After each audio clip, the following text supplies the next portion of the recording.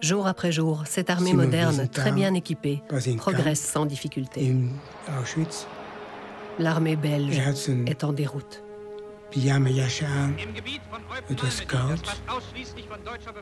Une semaine après l'invasion, les territoires d'Eupen et Malmedy sont annexés par le Reich, qui récupère ainsi un territoire germanophone qu'il considère comme sa propriété. Mon arrière-grand-père, né en 1900, à une période ultranationaliste, c'est pas étonnant de se dire qu'il voulait un retour à l'Allemagne. Il n'est pas surprenant non plus qu'il ait envoyé sa fille qui était en âge de rejoindre les freudige Mädchen. C'était ça un peu la jeunesse hitlérienne pour les jeunes filles à la fin des années 30 à Eupen. C'est pas étonnant qu'il a envoyé déjà rejoindre ce mouvement-là avant le 10 mai 1940. Ik was bang om het verkeerde antwoord te geven, maar hij heeft toch geantwoord. Ja. Après 18 jours de combat, le roi Léopold III accepte sans condition la capitulation. Le gouvernement belge s'exile en France. Il s'organise pour poursuivre le combat. Le roi Léopold III, lui, refuse de les rejoindre. Au contraire, il se livre aux Allemands qui le font prisonnier et le tiennent captif dans son palais de Laken. Le gouvernement critique violemment cette décision du roi. C'est une crise majeure qui va diviser l'opinion publique de nombreuses années. Les Allemands veulent faire gentil avec la population par rapport à 14-18. Ils distribuent des oranges et mon père m'interdit. Tu n'acceptes pas d'orange de ces gens-là, hein?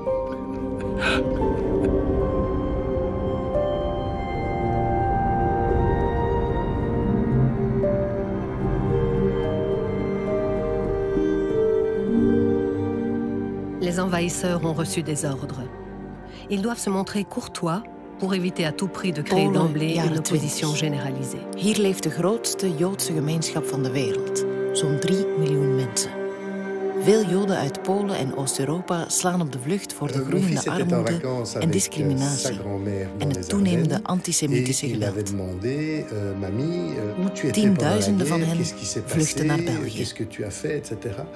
Et sa grand-mère lui a répondu très simplement: Ik ben in 1917 in Warschau, le passé, c'est le passé. Il faut se construire avec le monde dans lequel on vit aujourd'hui. Tu as encore une belle vie devant toi, vis ta vie, occupe-toi du monde dans lequel tu vis aujourd'hui et ne te base pas sur le monde d'hier. Ma mère a fait des études moyennes et quand elle a eu l'âge de commencer à travailler, parce qu'on n'allait pas jusqu'au bout des humanités très souvent à cette période-là, ma mère a travaillé comme dactylo et s'est retrouvée après, dans les années suivantes, à travailler au journal du Pays réel. Le Pays réel est le journal de la propagande du parti d'extrême droite, Rex. Son propriétaire et rédacteur en chef est un journaliste et homme politique, Léon Degrelle. C'était pas le typique grand-père qui aime les enfants et qui nous sort au parc. Ça, c'était pas comme ça. Il a imposé sa figure imposée. Pour lui, c'était toujours plus important la politique, ses hommes, les idéaux. C'était wat bent u van plan? Wat heeft dat gezegd? Oh, we blijven hier niet, we gaan naar Amerika. Nee, blijf hier. Je zult zien, u bent jong, u kunt hier werken. Mijn vader Au milieu des années 30, Léon Degrelle a quitté le Parti catholique pour créer son parti, le Front populaire de Rex, un parti autoritaire, catholique et anticommuniste. Ce jeune Wallon a du ballon. Ses talents de tribun impressionnent.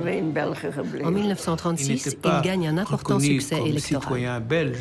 Mais on les laissait travailler, ils pouvaient faire du commerce, il y avait des artisans qui faisaient d'autres choses.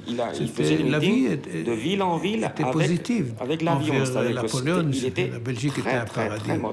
Je comprends qu'un Alfred Olivier qui arrive De meeste Joodse vluchtelingen die naar België komen zijn arm en ongeschoold. In Antwerpen vinden zij vaak werk in de diamantsector. Veel Antwerpse Joden houden de religieuze gebruiken in stand. et il n'avait pas besoin d'être autoritaire.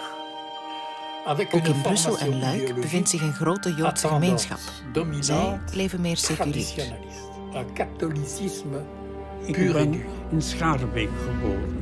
Toen ik de eerste dag naar school gekomen ben, begreep ik geen woord van wat er gezegd was. Ik sprak alleen Jiddisch. Ik heb gedurende 6 jaar met mijn ouders alleen Jiddisch gesproken en gehoord. Dus ik sprak geen woord Frans en ik begreep ook geen woord Frans. Dus mijn eerste dag op school was een van de moeilijke dagen van mijn leven. Comme je parlais français, je me suis très vite intégré avec les autres Français, puisque j'allais à l'école Alexandre primaire. est passionné par l'histoire, et en particulier celle de sa famille. De jeunes gamins bruxellois. Il ignorait qu'il lui était possible d'accéder au dossier de sa mère, Renée was Meunier. het traditioneel Joods, ja. Ze waren niet orthodox. Il découvre ce dossier avec l'aide d'Alain Collignon, historien. Ah, ça c'est un document écrit par mon grand-père. C'est la première fois que je vois son écriture. Donc, mijn moeder moi, bereidde c'est het un moment eten voor zaterdag, al vrijdag voor, want zaterdag werd er niet gekookt. Ma fille est née, donc, ma mère Renée, et sans travail, par mes relations, j'arrive à la faire entrer comme employée au parti rexiste. Ma fille Simone, elle entre également comme employée au mouvement. Elles font de ce fait partie des jeunes filles de foi dans la vie, mouvement de jeunesse où on enseigne ce que toute jeune fille devrait savoir avant de fonder un foyer. Mon père n'allait pas à la synagogue. Je puis vous certifier que j'étais heureux de voir que de cette façon, les enfants échappaient à cette vague de dévergondage. On était juifs parce qu'on était nés juifs. Vous aviez des gens là-dedans, de bons catholiques, qui avaient peur des communistes. Et vous aviez aussi du style de mon ex-beau-père, il faut l'appeler comme ça, ou substitut paternel, qui était un peu l'engeance et qui se servait de ce truc-là pour assouvir leur haine à l'égard de la société, des juifs et je ne sais pas tout quoi. L'Angleterre est à présent seule à poursuivre la Même lutte. si j'ai vécu ce que j'ai En vécu, octobre, laissant derrière lui le roi Léopold III dans son palais, le gouvernement belge s'installe à Londres. En son absence, la gestion du pays a été confiée à In l'administration. 1923 schrijft Adolf Ce Hitler het gouvernement boek dirigé Mein par le Kampf. premier ministre Pierre Lot n'arrive Daarin pas à les beschouwt hij vaincre. het Duitse volk als een superieur Pour Arisch soutenir la ras. guerre contre l'Allemagne, Joden ils offrent aux omschrijft hij Alliés dan un al immense als cadeau. raciale Sa tuberculose. colonie, Een le Congo besmettelijke ziekte belge avec die ses de ressources wereld stratégiques ondermijnt. considérables. Wanneer Hitler 10 jaar Mineral later raar, aan de macht komt, vluchten cobalt, veel Joden uranium, meteen het land uit. or, cuivre et caoutchouc. Des ressources indispensables à l'effort de guerre. Wat ik me wel herinner, dat is toen Hitler aan de macht kwam, dat er veel mensen, en vooral En Joden Belgique, uit la vie quotidienne reprend son cours sous l'autorité militaire allemande. Met die mensen heb ik veel Duits geleerd. Pour Léon de Grelle, il y a une place pour la Belgique au sein du Troisième Reich. Il veut à tout prix obtenir un poste de pouvoir. Mais les autorités nazies en position de force ne répondent pas pour l'instant à ces appels.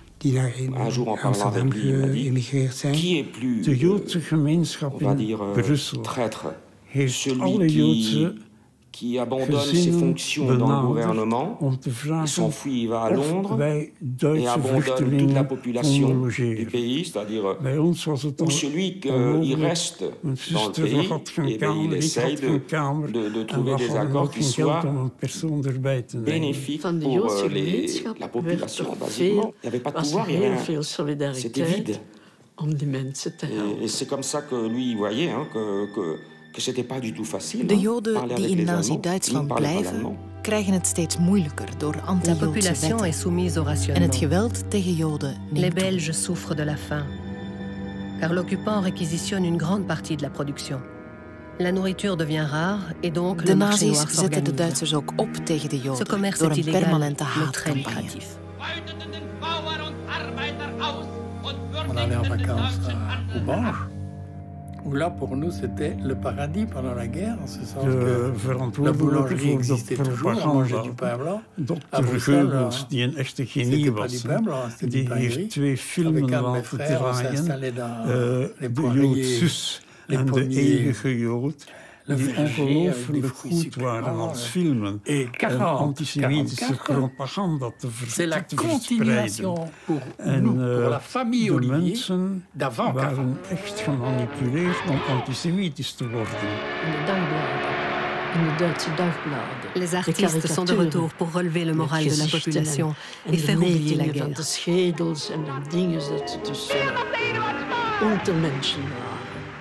Les spectacles de théâtre, de music-hall reprennent. La collaboration culturelle est florissante. Les roues de l'économie retournaient, que l'inflation s'est calmée, qu'on vivait bien en La frontière entre les arts et la propagande est cependant très mince. D'exercer leur métier, ça leur permet de mieux vivre, alors pourquoi pas? Ook in België slaat les expositions à la gloire du nazisme ou dénonçant le complot judéo-maçonnique se succèdent et font recette, tout comme le cinéma et les actualités Allebei de zijn propagande. partijen met nazi-sympathieën en voeren ze een anti-Joodse propaganda. Le 25 décembre 1940, on a montré Jud Süß de Veit Harlan, donc un des films In Franstalig België neemt het autoritaire Rex van Léon de Grelle een hoge vlucht. De l'époque, il y avait 2650 visiteurs qui ont vu ce film. L'Allemagne va financer le cinéma belge. À travers la collaboration culturelle se pose la question de l'opportunisme. C'est le choix d'artistes qui se mettent au service d'organismes nazis pour réaliser leurs œuvres à tout prix. La bande dessinée est une spécialité belge. Sinds Hitler aan de macht kwam, Hergé, le père de Tintin, est proche du mouvement 130.000 Joden rexiste. weggevlucht uit Il illustre en Nazi-Duitsland. 1932 un De ouvrage de wereld Léon de weet zich Grelle. geen blijf met hem. Hergé a été formé par l'abbé Wallet, directeur du In Petit juli Vatican. 1938 komen 32 landen, Et waaronder l'abbé België, Wallet samen in het Franse Evian était om een ouvertement oplossing te raciste. zoeken voor wat Je men het pense que mon Joodse grand-père a vluchtelingenprobleem influencé noemt. au début Alle à landen Hergé. verklaren dat ze bang Je ne zijn van pense een pas qu'il y ait aanzuigeffect eu une en dat ze hun relation grenzen zullen sluiten. d'amitié, plutôt une De relation Joden uit professionnelle. Duitsland Il y a des gens zijn qui disent nergens welkom. que Tintin était vraiment Dan heeft Hitler était heel un gewoon, peu Léon de Grelle, zoals le men premier noemt, Léon de carte Grelle, blanche gekregen. d'avant de la guerre. Joods Europa Hergé va travailler toute la guerre sous le contrôle de l'occupant pour le journal Le Soir, en y publiant les aventures de Tintin. Dans l'album L'Étoile mystérieuse, deux personnages sont inspirés des caricatures antisémites du juif cupide de l'époque. Ces deux images seront expurgées après la guerre. Hergé ne fut pas le seul. La liste est longue. Progressivement, l'occupant va promulguer de nouvelles directives visant à déporter les Juifs, repérer et traquer les réfractaires au travail obligatoire et détruire les réseaux de résistance. Pour mettre en œuvre ce programme, les autorités nazies comptent sur la bonne volonté des bourgmestres et des administrations, mais surtout sur ses propres services de renseignement et d'espionnage.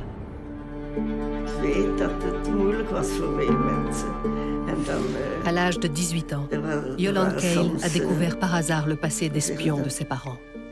C'était un sujet tabou et moi-même, j'en parlais jamais. Il a suffi que j'ai une copine qui est souvent dans les archives, qui aime bien la généalogie. Elle m'a dit, je peux t'aider pour trouver le dossier.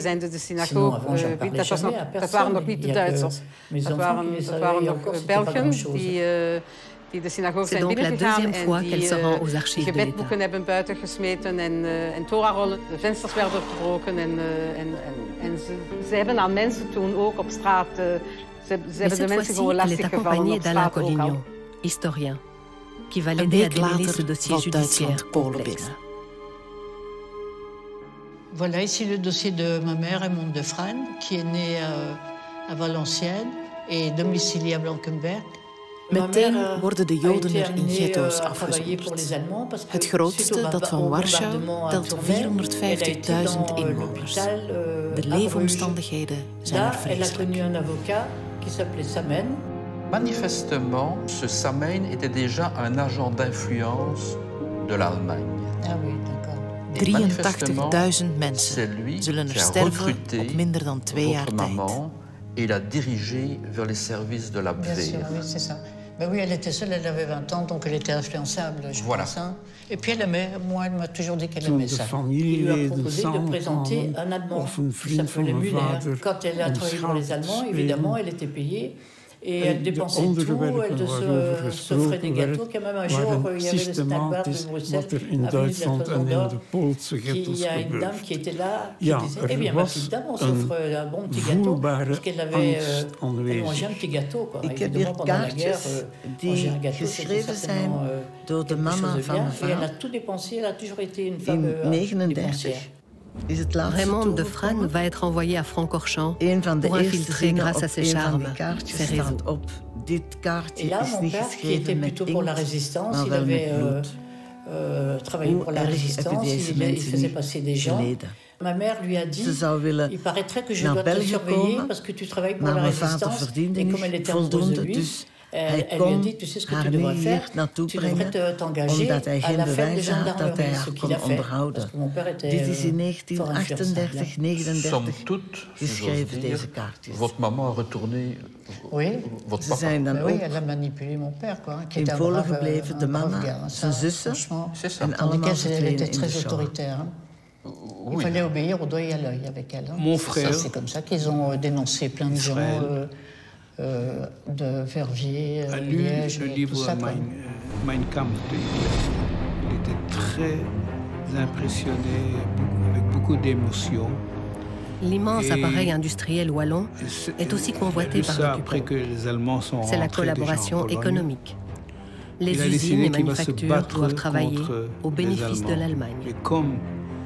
Mon grand-père maternel était un industriel actif dans le textile et j'ai découvert il y a de ça environ un an qu'il avait été nommé pendant la guerre à la direction de l'Office central du textile. J'ai vu passer des bons de commande d'uniformes Felgro que mon grand-père a donc remis à différentes filatures.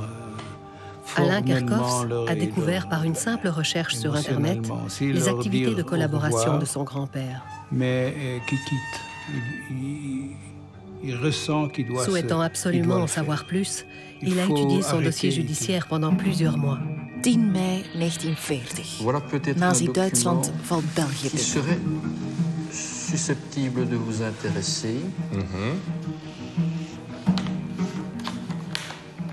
Donc ce que je comprends par là, c'est que mon grand-père avait favorisé la concentration des usines et des fabriques de tissus en faisant fermer d'autorités certaines, dont préférentiellement celles tenues par des membres juifs. Au début, les gens ont cru que c'était pour rentabiliser les outils, pour pouvoir être plus performants. Mais la décision de fermeture de certaines usines n'était pas faites sur des critères de productivité. Elles ont été faites sur des critères, entre autres, raciaux.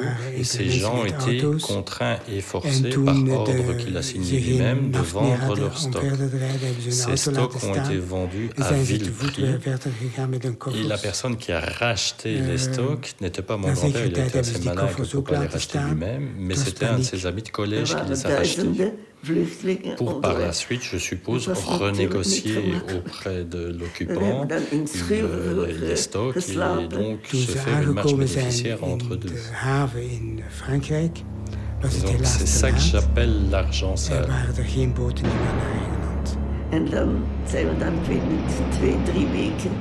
Le choix des défilatures à fermer, c'est mon grand-père qui l'a porté. Et je pense pour des raisons idéologiques. En toen we hier kwamen, was ons huis leeg. Donc là, effectivement, c'est quelque chose qui, à mon niveau, est tout à fait condamnable et condamné. Mais il ne s'est pas contenté d'activités d'ordre strictement économique. Et il a même participé bien sûr, les Allemands à des activités de type culturel. Au début, il y a des documents assez intéressants où on peut voir votre grand-père figurer au milieu du gratin de la collaboration économique, mais aussi en présence, si on est attentif, d'un soldat allemand de la haute administration du gouvernement militaire allemand. Et au regard des conditions que connaissait la Belgique sous l'occupation, évidemment, ce document est compromettant en 1944, au moment de la libération. Et c'est pour ça qu'il figure dans ce dossier. Ce que j'ai aussi retrouvé dans les archives, c'est parfois des dénonciations anonymes disant que mon grand-père s'offrait des repas plantureux en buvant du vin. À cette époque-là, les gens vivaient de tickets de rationnement et lui pouvait se permettre de boire des grands vins de Bordeaux en compagnie d'officiers allemands. Ça laisse un goût Net als eerder in Duitsland vaardigt de bezetter van oktober 1940 ook in België stelselmatig anti-Joodse verordeningen uit. Le 22 juin 1941, l'Allemagne nazie attaque par surprise l'Union soviétique. Un nouveau front gigantesque s'ouvre donc à l'est, de la mer Baltique à la mer Noire. Cette guerre totale en Union soviétique est vue comme une ultime opportunité pour Léon de Grelle. Il participe à la création de la Légion Wallonie. Il franchit le pas de la collaboration militaire avec l'espoir de s'approcher du pouvoir. Il se lance dans cette croisade anti-bolchevique sans aucune expérience militaire. En août 1941, 850 volontaires wallons, dont 730 rexistes, quittent Bruxelles pour suivre une formation rapide en Allemagne. En endossant l'uniforme ennemi, Léon de Grelle et ses recrues s'engagent, sans équivoque, dans la collaboration la plus visible. Fin novembre, la Légion Wallonie est envoyée sur le front. Elle manque d'expérience militaire. Son commandement est incompétent.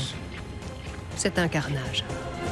Joodse mensen mochten niet op de tram gaan zitten, maar moesten op het balkon van achter van de tram blijven staan. Philippe de Bruyne est né en 1945. Il a vécu une enfance heureuse, protégé par l'amour de son père. Un père doux, rayonnant, rassurant. Ce bonheur solaire est de courte durée. Son père meurt brutalement 6 ans plus tard, en 1951. Sa mère épouse rapidement un inconnu, Georges Robert. Philippe de Bruyne va suspecter ce beau-père d'être un ancien membre de la Légion wallonne. On a vu apparaître dans notre famille entre guillemets un nouveau papa que ma mère avait trouvé je ne sais où, soi-disant un prêtre qui lui avait conseillé. Dans quelles circonstances, je l'ignore complètement. Et ce personnage, je l'ai connu jusqu'à mes 17 ans. J'ai vécu sous l'emprise de ce bonhomme qui était violent, etc. Ook de Joodse vluchtelingen die vanuit België naar Frankrijk zijn gevlucht, krijgen het moeilijk. Zij worden opgesloten in interneringskampen, zoals dat van Rivesaltes. Au fond de moi, je haïssais ce bonhomme, parce qu'il avait pris la place de mon père. Je n'aurais jamais pu m'imaginer de tomber dans ses mains. Si vous voulez, lui en tant que SS et moi en tant que juif de prisonnier. Ils dormaient sur de la paille, ils étaient rationnés au niveau nourriture, il n'y avait pas d'hygiène. Philippe de Bruyne ignorait l'existence du dossier judiciaire de collaboration de Georges Robert. Tellement terrible que ma sœur aînée Tola, qui était la leader de la famille, a décidé qu'on doit s'enfuir. Elle a donné un diamant, Philippe de Bruyne va découvrir le passé de son beau-père. Un garde français qui nous a laissé. C'est un certain Georges Robert. Et un jour, la sœur de ma grand-mère est venue les libérer. En 1910, oui, ça de l'argent au gardien. J'aperçois qu'il était peintre. En échange, j'ignorais complètement. Allez-y, prenez-les. Et ils se sont cachés chez elle à Paris, jusqu'en 1942. Ce qu'on voulait essayer, c'est de passer la frontière en Espagne. Je le reconnais très bien. C'est très difficile, il fallait un passeur. Il fallait payer beaucoup d'argent. Ça fait évidemment bizarre d'être confronté à ce visage ma sœur a décidé on retourne à Bruxelles. À se perdre, mais enfin, j'avais quand même encore plus ou moins sa tête devant moi. Mais ici, je le vois vraiment comme il était. Oui, ça c'est... Oui. Op 14 april 1941 wordt in Cinema Rex in Antwerpen de nazi-propagandafilm De Eeuwige Jood vertoond. Wo Ratten auch auftauchen, tragen sie Vernichtung ins Land. Zerstören sie menschliche Güter und Nahrungsmittel.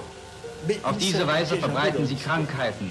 Pest, Lepra, Typhus, Cholera, Ruhr und so weiter. Très bizarre, c'est qu'il avait une telle connaissance de l'armée allemande et une telle connaissance du front de l'Est. Sie sind hinterlistig, feige und grausam und treten meist in großen Scharen auf. Sie stellen unter den Tieren das Element der heimtückischen unterirdischen Zerstörung dar. Nicht anders als die Juden unter den Menschen. Ils vous regardaient avec cet air-là, et puis, bon, ou bien ils se mettaient dans une rage folle, ou bien ils vous donnaient une tape dans le dos et qui disaient ça va, mes petits gamins. Na de vertoning worden 2 synagogen en het huis van de rabbijn geplunderd, vernield en in brand gestoken. Ma jeunesse et mon enfance, quoi. Et voilà, j'ai envie de me dégager de ça, quoi. De daders zijn een 200-tal leden van de nazi-gezinde militie Volksverwering, van het Vlaams Nationaal Verbond en van de Vlaamse SS. Een menigte Antwerpse burgers kijkt toe, maar reageert niet. Rentre, dérobe un revolver à mon père et sous la menace de cette arme obtient le gruau. Oui, donc il va cambrioler un commerçant qui lui avait refusé du gruau avec un revolver alors qu'il va rendre visite à un parent. Stoelen en banken buiten gegooid. En dan zijn ze naar de synagoge van de Van de Nestlijn gegaan. En mijn vader zat daar binnen met zijn oudste zoon, met mijn oudste broer, met Marcel. En toen hij lawaai hoorde, is hij langs de achterkant naar huis kunnen gaan. De synagoge geplunderd, de synagoge in brand gestoken en de rabbijn gaan bezoeken en zijn huis in brand steken. Dat was benoemd later als de Antwerpse kristalnacht. In de Boerstraat, en dat is de straat naast de Van de Nestlijn, daar was de brandweer. José Antonio de la Rosa de Grelle connaît peu la Belgique. C'est la 4e fois qu'il revient dans le pays de son grand-père. Il découvre avec l'aide de Chantal Kestelot, historienne, les 6 caisses du dossier de Léon de Grelle. Dat heb ik gezien. Wanhoop. Quand il est sur le front, il continue d'être en contact vraiment très proche avec sa famille. Et ici, c'est une lettre qu'il adresse à... De Duitsers hebben alle Joden laten registreren in een Jodenregister. Vanaf 29 juli 1941 zijn gemeenten ook verplicht om Juif, Jood op hun identiteitskaarten te vermelden. En fer qui font explosion quand on les touche. Il explique voilà ça à une fille, ma tante Annette devait avoir 10 ans à peu près. Alors voilà, il explique ce que c'était. Alors il continue devant nous, devant notre grand bateau, un petit bateau qui s'appelle dragueur de mine. Voilà, il explique que devant leur bateau, il y avait un dragueur de mine qui pêche les mines comme si c'était des petites baleines. Je ne connais pas avec cette image qu'il y a de lui comme violent, entre guillemets, dans ses expressions orales, mais si après, parce que c'est toujours vous avez un temps d'intimité avec lui, vous auriez pu voir que c'était quelqu'un. Donc les Allemands, qu'est-ce qu'ils ont fait? Ils ont recherché dans la généalogie des gens pour voir jusqu'à quelle génération il y avait un Juif. Et alors il y a des gens qui se sont trouvés, des vrais Bruxellois, qui se demandaient ce qu'ils faisaient là. Parce qu'ils ne savaient pas qu'ils étaient d'origine juive. Ah tiens, ça c'est quelque chose que je découvre. Je dois vous signaler également qu'en 1941, j'ai fait la connaissance sur le tram d'un militaire allemand que j'avais déjà vu plusieurs fois auparavant, soit dans le même tram que moi, soit à des réunions artistiques. Cet Allemand du nom de Duvel Helmut, qui avait le grade de caporal. Au début, nous étions de simples amis. Petit à petit, quoique mariés et non encore divorcés, nous nous sommes considérés comme fiancés. Je ne suis cependant pas devenu sa maîtresse. Ça, je n'avais jamais entendu parler de cet homme-là. Mais je reconnais bien la façon de s'exprimer de ma mère. Elle se considérait comme fiancée, mais n'a pas été sa maîtresse. De Duitse bezetter beslist om bloeiende Joodse bedrijven in beslag te nemen en onrendabele Joodse handelszaken te sluiten. Tegen het stereotype beeld in dat de nazi's hebben van de rijke Jood, lijkt slechts 3% van de Joodse zaken in België echt winstgevend te zijn. De leur côté, les rexistes forment des escadrons chargés de semer la terreur. Ils vont assassiner de nombreux opposants, tels que François Bovès, qui a été gouverneur de la province de Namur. Cette escalade de la violence va aller croissante jusqu'en 1944. De nombreux bourgmestres collaborateurs vont être assassinés par des résistants, dont le bourgmestre rexiste de Charleroi, Ostwald Anglebin, exécuté en 1944 avec sa femme et son fils. En réaction, les rexistes vont tuer 26 civils à Courcelles. Parmi les personnalités les plus détestées figurent aussi les journalistes ou les intellectuels collaborateurs comme Paul Colin, assassiné en 1943. La peur change de camp et les collaborateurs les moins fanatiques commencent à prendre leurs précautions. J'ai participé à une foire commerciale à Cologne en 1941. Il a acheté des revolvers. 2 revolvers. Il faut savoir se défendre. La destination de ces armes est ignorée. On estime généralement qu'il fallait jouir chez les Allemands d'une confiance particulière pour pouvoir, malgré la défense formelle à cet égard, se procurer des armes. Ayant bu quelques verres de Bourgogne, c'est alors qu'il raconta que ses dossiers personnels étaient en sûreté et que lui était couvert. Il fit alors allusion à son excellent ami, moine à l'abbaye d'Orval. D'après la conversation, j'ai cru comprendre que c'était auprès de ce moine qu'il chercherait refuge pour lui et ses dossiers. Disons qu'il avait des antennes sensibles et qu'il a senti que ça risquait de mal tourner pour l'Allemagne. Il passait tous les messages importants, pas directement par les Allemands, mais par le AGB, par le Judenrat. En dat waren mensen van aanzien die door de andere mensen, Le 10 mars 1942, 450 volontaires sont rassemblés sur la grande place de Bruxelles. Parmi eux, des membres des gardes wallonnes et 150 adolescents des jeunesses rexistes, dont certains ne sont âgés que de 15 ou 16 ans. Ils sont envoyés sur le front. Il a été donné notre adresse de toute la famille. Et ça, c'est dans les cantons de l'Est, les hommes étant devenus citoyens allemands sont mobilisés. Les jeunes, comme les plus âgés. Brengen de Duitsers via de Jodenraden de Joden in kaart. Dans mon souvenir, il n'a pas été soldat pendant la Seconde Guerre mondiale. Sinds de inval in Polen richten de Duitsers massale moordpartijen aan op Joden in Oost-Europa. Begin 1942 zijn er al meer dan 1 miljoen Joden vermoord in beestachtige slachtpartijen. Er zijn sterke aanwijzingen dat daar ook enkele tientallen Vlamingen aan deelgenomen hebben. Ça, c'est une blessure de guerre. Het onafgebroken moorden zorgt voor mentale problemen bij de daders. En het immense aantal lijken valt steeds moeilijker weg te werken. J'ai aussi vu les prothèses et on m'a toujours dit, voilà, il a marché sur une mine et il a perdu ses 2 jambes. Donc c'est un de nazi-top denkt na over hoe ze de overige Joden efficiënter kunnen uitroeien. J'ai toujours pensé que c'est arrivé en tant que personne civile.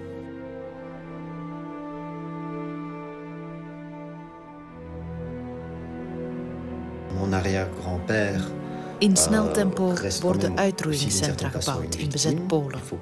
Industriële moordfabrieken met gasinstallaties en verbrandingsogens. Onder meer in Birkenau bij Auschwitz.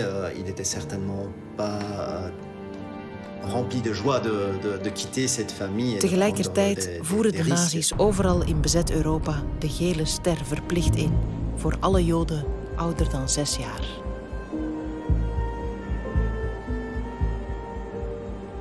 À partir de 1943, le rapport de force s'inverse. Les soviétiques mettent à mal les unités allemandes. La Légion wallonne a perdu près de 63% de ses effectifs. Van mensen die getrouwd zijn hier in Antwerpen, met op hun kostuum en op hun trouwkleed de Davidster. Het moet vreselijk zijn geweest voor die mensen. Eén juffrouw in de klas heeft gezegd: Anna, dat wil ik niet in mijn klas. Je pense qu'il a dû avoir beaucoup de cauchemars avec ce front russe. Ils étaient affamés, c'était l'hiver, ils avaient encore l'uniforme de l'été. Et voilà, tout cette débâcle, les villes détruites.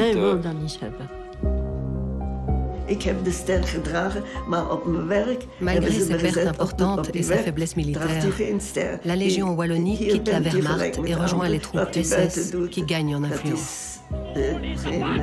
En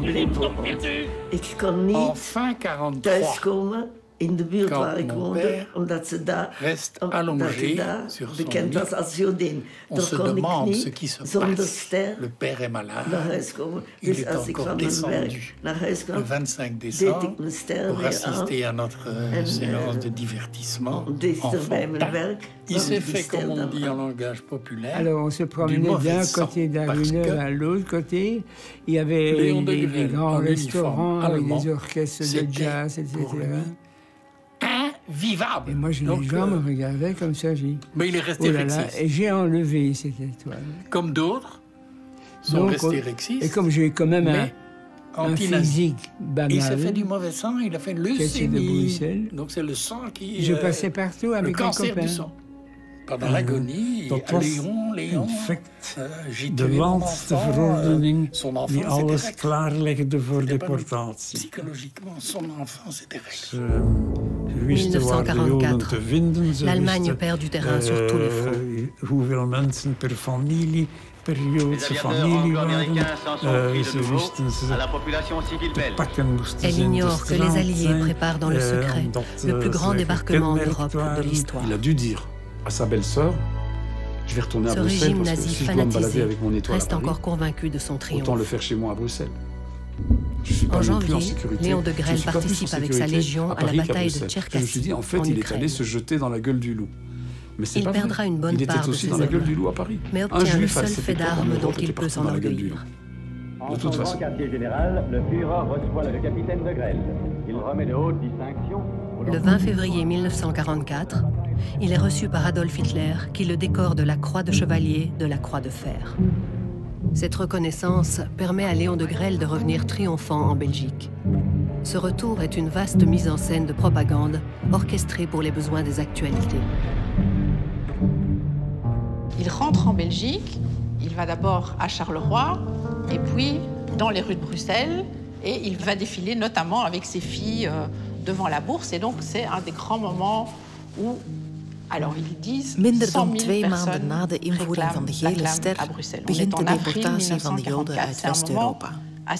De Duitsers noemen het verplichte te werkster. Maar de Joden worden gedeporteerd naar uitroeiingscentra en concentratiekampen. Moi j'ai des photos qu'on voit qu'il y avait des foules immenses. Ces survivants de la Légion wordt de Tossin-kazerne in Mechelen gebruikt als verzamelkamp. Telkens de Duitsers daar ongeveer 1000 Joden verzamelen, vertrekt er een trein naar Auschwitz-Birkenau. C'est un moment personnel. De Vereniging van Joden in België, de Jodenraad, verstuurt 12.000 Duitse oproepingsbrieven. Ze stuurt verplicht ook een tweede brief mee, waarin staat: het niet nakomen van dit bevel kan gevaarlijke gevolgen hebben voor de leden uw familie, als ook voor de gehele Joodse bevolking van het land.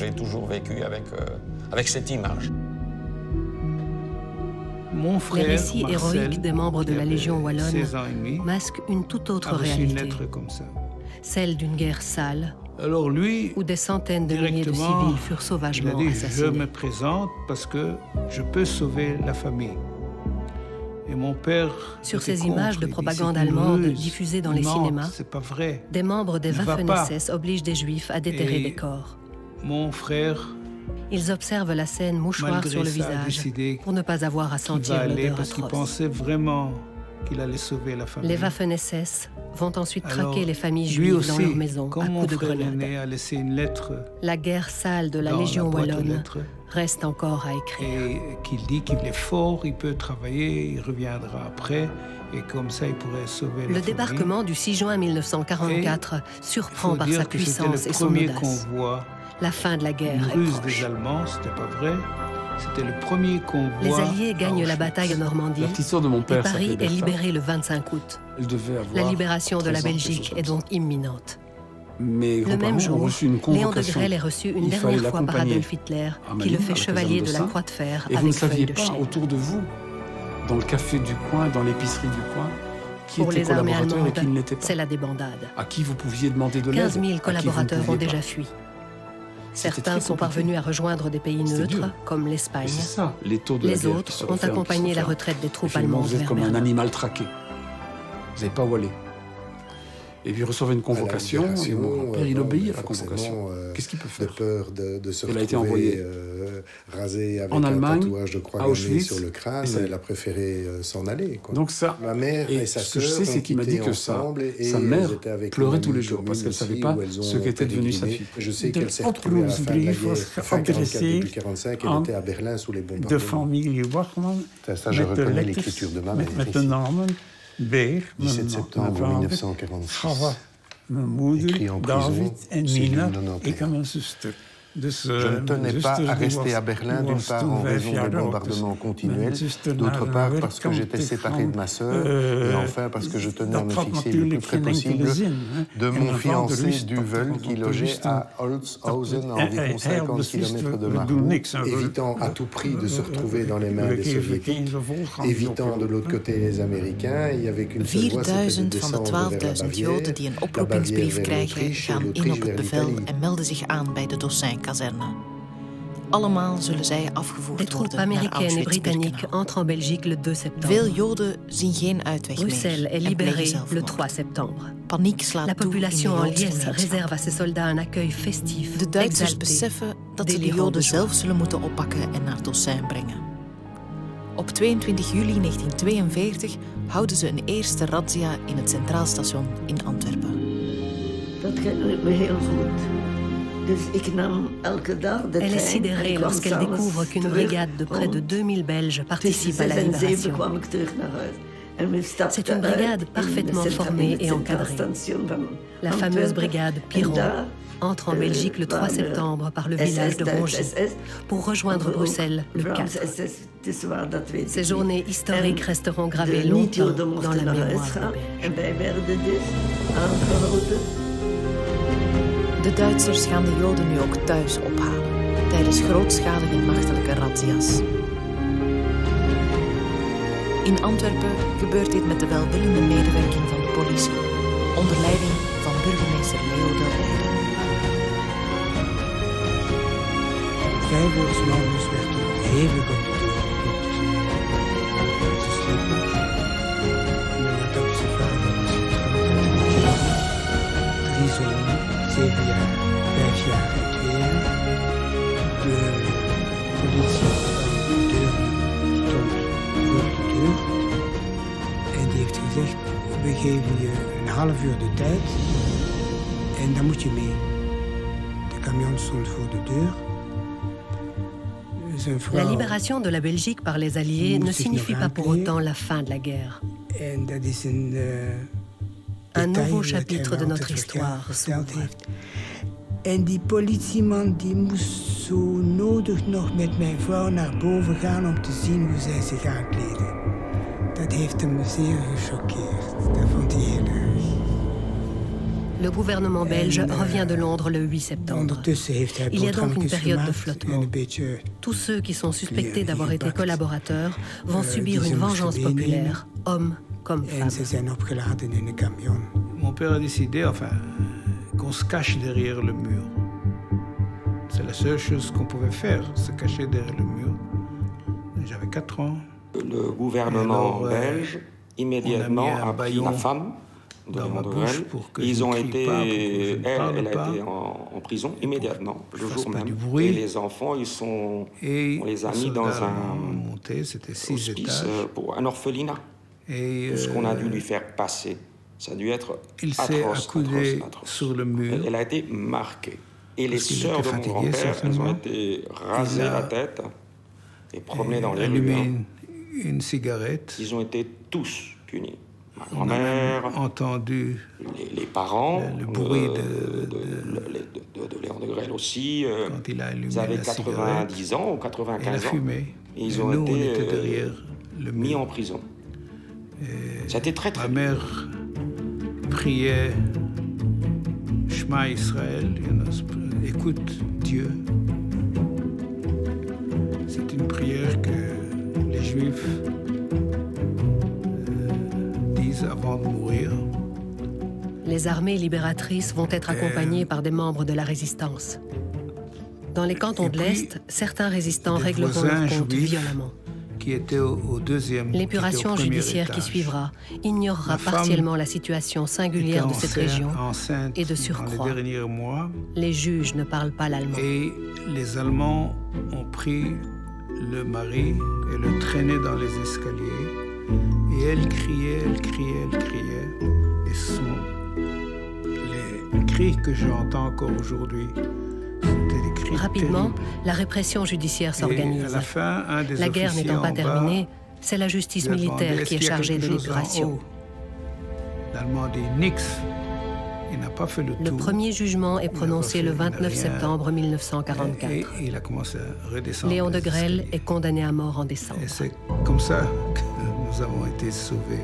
In september, ici on a en quelque sorte le jugement qui est prononcé le 27 décembre 1944. Léon de Grelle n'est pas présent, donc on l'accuse d'un certain nombre de choses et il est condamné à mort. Pour vous, ce dossier, ce jugement, ça représente quoi? C'est la première fois que vous le voyez? C'est la première fois que je le vois. Et la première chose que je sens, c'est que c'était un jugement absolument injuste. C'est une vengeance. C'est pas un jugement. Dans l'année 2020, croire que juger quelqu'un dans l'état d'esprit qu'il y avait dans cette situation, les circonstances de la guerre, c'est juste, et que c'est écrit, les accusations sont vraiment réelles, c'est une hypothèse, c'est impossible. Ça n'arrivera jamais. Donc vous ne faites aucune confiance dans la justice militaire belge telle qu'elle s'exprime à la sortie de la guerre? Aucune. Ni avec lui, ni avec personne. Aucune. C'est normal. Il y a une tension énorme, des problèmes énormes. Et alors, ça veut dire que sûrement ces juges ne peuvent pas travailler avec liberté, même pas d'opinion, c'est-à-dire vraiment, il était accusé avant de le juger. Il était déjà accusé. Pourquoi? Parce qu'il a lutté avec les Allemands. Mais peut-être il s'est trompé. Il s'est trompé d'être avec les Allemands. Le fait d'avoir porté un uniforme ennemi, il avait conquis le pays. La Belgique n'existait plus. En décembre 1944, Léon de Grelle attend de l'autre côté de la frontière belge le lancement de la dernière offensive allemande. C'est la bataille des Ardennes. L'offensive débute en décembre 1944 pour finalement échouer un mois plus tard, en janvier 1945. Ayant perdu tout espoir de revenir victorieux pour diriger la Belgique, en avril 1945, Léon de Grelle gagne le Danemark, puis la Norvège, où on lui offre un bombardier qui lui permet de fuir vers l'Espagne. Il a eu un crash avec son avion à Saint-Sébastien. Il a été opéré, non? Et on va dire que le régime de Franco n'était pas vraiment content de l'avoir ici. Ça lui compliquait, à niveau international, ça compliquait un petit peu la vie à l'Espagne. La phalange, de l'autre côté, absolument était pour le protéger. Au début, il a passé des années caché, protégé par les gens du régime, mais en cachette.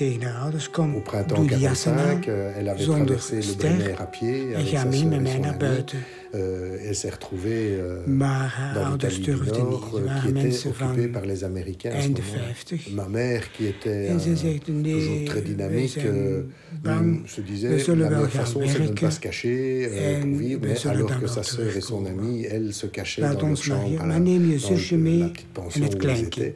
Et ma mère, je ne sais pas ce qu'elle avait comme activité de sa journée. Et un jour, elle rentre et l'hôtelier lui dit « Mais votre sœur et votre amie ont été arrêtés par les Américains. » Elle est allée se présenter à l'entrée du camp. Elle a dit « Voilà, je vais rejoindre ma sœur et son amie. » Et alors, elles ont été renvoyées vers la Belgique en train. Elles ont été reconnues en prenant un tram pour rejoindre le domicile familial. Le conducteur du tram les a reconnus parce qu'il habitait dans le même quartier, et c'est un bon bruxellois qui a crié « Dat zijn Zweden, dat zijn Zweden !» Ce sont des Noirs, ce sont des Noirs. Et donc là, elles se sont senties vraiment mal prises, quoi. Et elles ont été arrêtées dans les heures ou les jours qui ont suivi.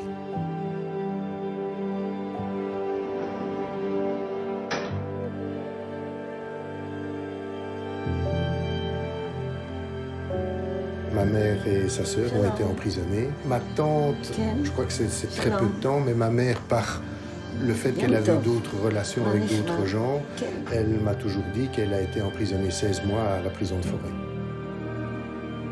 La guerre en Europe se termine le 8 mai 1945. L'Allemagne, vaincue par les Alliés, signe sa capitulation sans condition. La traque des Belges cachés en Allemagne commence. La sûreté de l'État va progressivement les capturer et les rapatrier pour les juger. Ce processus est long et fait l'objet de marchandages entre les Russes et les Alliés. Bon nombre de retours de ces Belges en fuite sont donc l'objet d'échanges.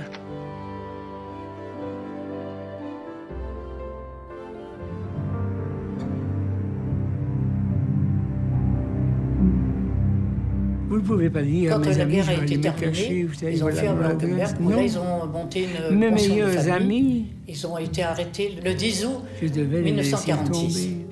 Tous les deux. Le jugement a été fait au mois de mai, où lui avait 9 ans de prison et elle perpétuité. Een halve seconde dat hij voor een Joodse jongen stond. Dat kon je niet camoufleren. Hè? Durant l'épuration, la répression publique touche 100 000 personnes. 53 000 sont condamnés par des tribunaux militaires. On est là comme des moutons, on doit attendre d'aller à l'abattoir. Oui, c'est ça. Les sanctions sont variables. Condamnation à mort, emprisonnement, amende,